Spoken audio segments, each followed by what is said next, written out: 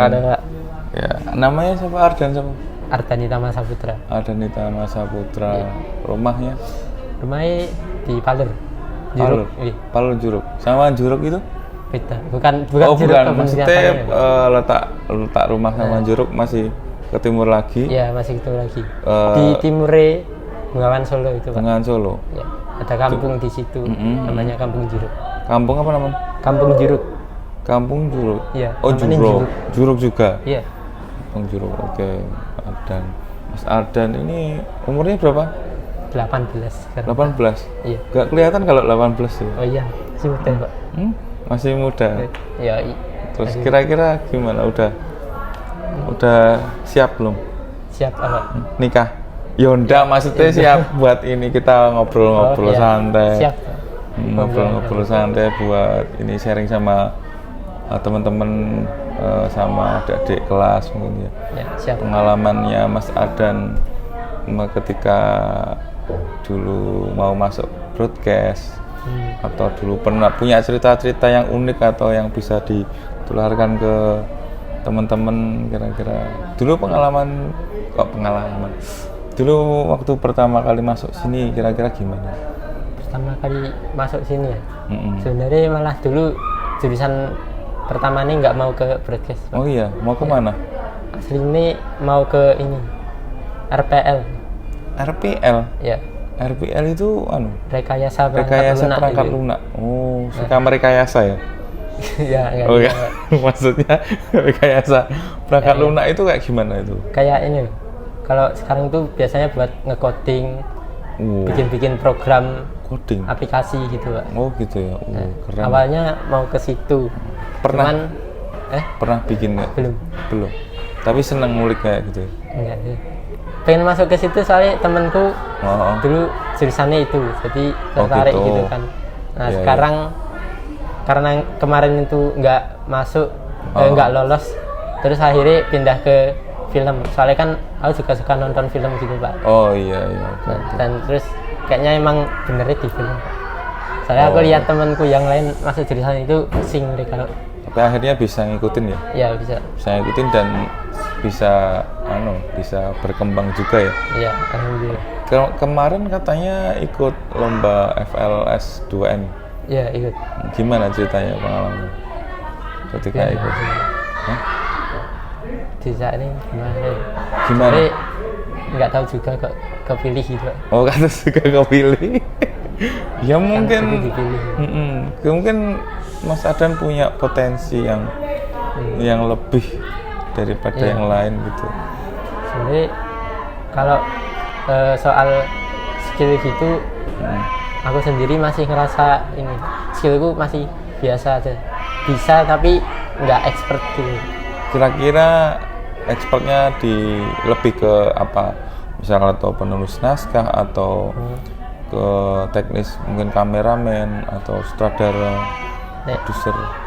Kalau aku mungkin paling sukanya pas bikin naskah sih, Pak. Oh, lebih ke storytellingnya ya? Paling sukanya pas bikin cerita gitu. Suka bikin ide-ide cerita ya? Iya. Ya sih, memang kemarin tak lihat ininya sih, memang menonjol lebih ke suka bikin ide ceritanya ya? Iya, lebih suka mikirin ide ceritanya. Dari ide cerita mungkin kemarin pas FLSN apa? Dari Mas Ardan juga? Ide ceritanya sebenarnya absurd sih, Pak. Absurd gimana absurd? Lebih absurd dari hasil akhirnya. Maksudnya itu ceritanya kan FLS itu ceritanya tentang ada pemulung yang dia pengen belajar nari. Terus akhirnya dia berlatih cuman dari buku yang dia temuin di jalan sampai akhirnya dia bisa nari. Nah itu awalnya ceritanya enggak gitu. Awalnya malah ceritanya dari anak jalanan, dia belajar narinya itu lewat bungkus nasi. Oh, lewat bungkus nasi koran itu. Ya, koran. Kebetulan di situ mungkin bukunya diambilnya dari buku belajar tari itu kan. Nah, belajarnya dari situ terus dia bisa nari. Kan ya nggak masuk akal ya, aneh banget itu. Kok tahu-tahu tiba punya ide sebegitu itu kira-kira dapat dari mana? Nah, mikirin ide gitu sebenarnya ya dari banyak-banyakin baca cerita sama ngobrol sama temen gitu. Saya ide yang FLS itu juga dapatnya pas diskusi sama teman-teman gitu. Sering baca-baca novel atau apa gitu? Iya, saya emang suka apa nyimak cerita gitu Pak. Cerita apa kira-kira? Ya entah itu dari novel, film, terus dari cerita di game, kan game-game RPG gitu Pak. Game apa? Game-game kan ada tuh game RPG, role playing game. Oh, Jadi itu di apa game itu? tuh, jadi role playing game tuh kita ada game dimana kita tuh berperan sebagai sebuah karakter gitu. Oh, oke. Jadi biasanya game-game RPG itu kuatnya di ceritanya. Nah, saya suka game-game kayak Ya, menarik juga ini. Biasanya kalau game tuh biasanya cuman cari serunya aja, tapi ini bisa membuat semacam untuk berpikir ya, untuk mengasah pola pikir kita biar lebih kritis gitu ya.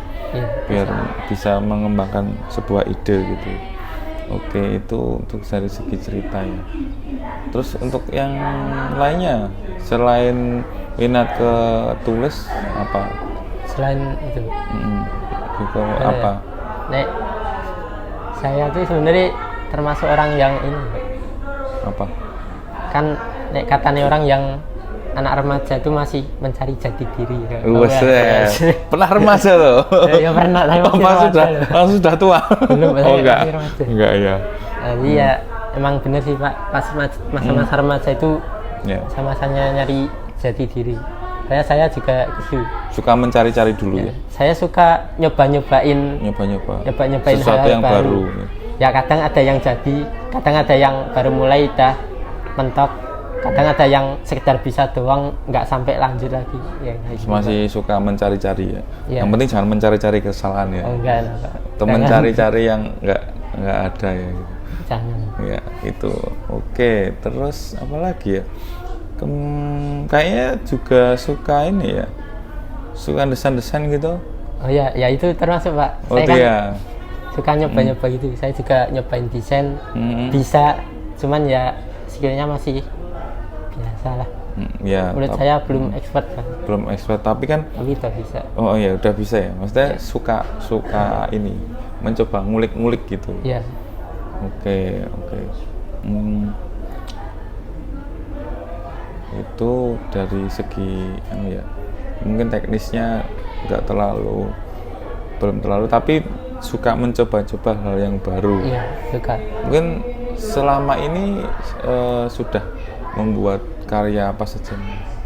Karya yang sudah Mas Adan buat? Ini karya film atau karya film? Bebas, karya film atau karya apa? Mungkin karya lagu, mungkin menciptain lagu. Saya, oh enggak? Nek lagu enggak bisa, enggak bisa musikan deh. Oh enggak bisa musikan. Minus ya. Kalau soal musik minus. Mau minus. Cukup dengerin aja kan. Oke. Nek karya paling ya itu Kak. Kalau film itu dulu saya bikin yang film monoton itu. Buat tugas kelas 1 kayak kelas 2 ting. Oke. Film pendek gitu. Ceritanya tentang ada anak seorang remaja juga, dia itu yang kehidupannya setiap hari itu sama terus gitu Pak. Sama itu terus kehidupannya gitu-gitu doang terus sampai akhirnya di satu titik dia pengen mencoba hal baru gitu. Dan hal barunya itu main musik gitu, dan dari hal baru itu dia dapat ya kesenangan baru, dapat teman baru, dapat pengalaman baru gitu. Itu ide dari siapa? Mas Adan sendiri atau? Ya, dari saya sendiri. Dari Mas Adan sendiri? Iya. Kenapa kok punya ide kayak gitu? Pengen nyeritain tentang orang yang kehidupannya monoton. Apakah mungkin pengalaman pribadi atau pengalaman pribadi? Oh, pengalaman pribadi. Kalian pas sempat merasakan kebosanan ya? Iya, sempat ngerasa kayaknya ini setiap aja. hari ya gitu-gitu aktivitasnya itu aja. Terus nggak akhirnya ada kemajuan baru. Untuk keluar dari itu gimana? Apakah harus keluar dari zona nyaman itu atau gimana? Ya mau nggak mau harus keluar dari zona nyaman juga. Harus maksa diri. Harus memaksa diri ya. Meskipun itu berat ya. Ya berat banget. Harus bisa move on ya. Ya. Dari masa lalu apalagi. Harus. Ya iyalah, itu kan kebiasaannya, itu kita harus membuat itu adalah masa lalu ya. Kita harus melangkah ke masa depan ya. kayak gitu. Itu monoton. Oke, sip. Oke, bagus juga itu dari ceritanya itu. Terus mungkin ini cerita mungkin kan Mas Adan tadi cerita kalau bahwa dulu sebenarnya nggak pengen di broadcast ya, pengennya RPL. Terus selama ini gimana mengikuti pembelajaran di broadcast di SMA 8 ini gimana? Ya, kalau di broadcastnya sih enjoy ya Pak. Enjoy. Seru kok. Apa namanya, bikin karya kayak film atau audiovisual gitu seru. Asik. Dan cukup cocok kayaknya. Cocok, malah menikmati. Ya, menikmati malah. Menikmati. Nah itu kira-kira kiat-kiatnya gimana biar bisa ngikutin itu, biar nggak ada mungkin rasa jenuh atau monoton itu tadi atau gimana? Soalnya kan kadang kan kalau nggak passion atau sudah nggak minat gitu, dia ya udah masa bodoh. Aku yang penting kesini cuman datang sekolah, atau malah kadang nggak pengen masuk, kan ada temen-temen yang kayak gitu. Ada. Nah untuk Mas Adan sendiri gimana tips-tipsnya? Ya, gimana ya? Kalau udah masuk ke jurusan ini ya mau nggak mau harus ngikut sih. Harus ngikut. Ya minimal ada satu bidang di jurusan ini yang kita bisa gitu. Minimal bisa. Ya, mungkin bisa cari ini ya dulu, cari apa yang bikin kita seneng di bidang ini gitu. Kan kalau broadcast tuh apa namanya, job desk-nya bisa banyak banget gitu.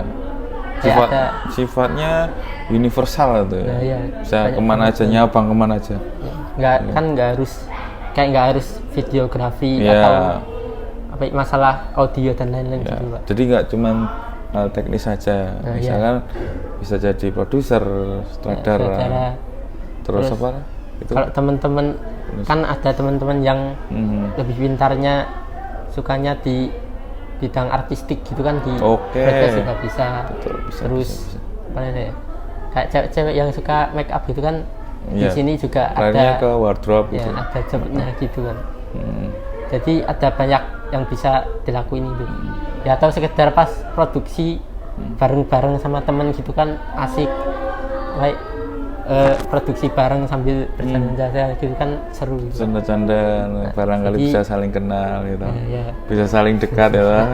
Lalu dekat PDKT ya ta. Itu modus anak broadcast. Oh itu. Oh iya. Kalau suka sama cewek dijadiin aktor film. Oh iya. Tak alibi. Enggak cuma situ. Ya gitu Pak. Iya. Jadi bisa dicari apa yang bikin kita enjoy dulu. Biasanya mungkin di luar jurusan juga pernah dilibatkan ya? Ya pernah. Misal kayak di jurusan lain kayak jurusan tari atau apa? Ya kadang dilibatkan. Malah kita nyari yang emang sesuai sama filmnya kita gitu. Mencari 3D karakternya yang cocok gitu kan? Iya. Kalau yang cocoknya dari luar ya udah dari luar aja. Luar, ya. Terus gimana itu kalau misalnya kita nembusin dari luar itu? Kan kadang kan kalian kan apa ya, gampang-gampang susah gitu ya. Terus gimana itu? Ya, gitu, merayunya. Merayu ini gimana ini? Sayang gitu. Oh enggak. Enggak. Malah takut nanti. Takut lari nanti. Terus masalah talent tuh biasanya teman-teman saya lebih ahli. Kalau masalah talent. Biasanya sih kalau sama talent tuh dibikin kesepakatan dulu ya enaknya Pak. Iya. Jadi kita kalau bisa ya ngasih benefit juga. Kayak kita ngasih makan siang gratis caranya. Kita dikai maem apa dikai apa bingkisan atau apa. Ya gitu Pak.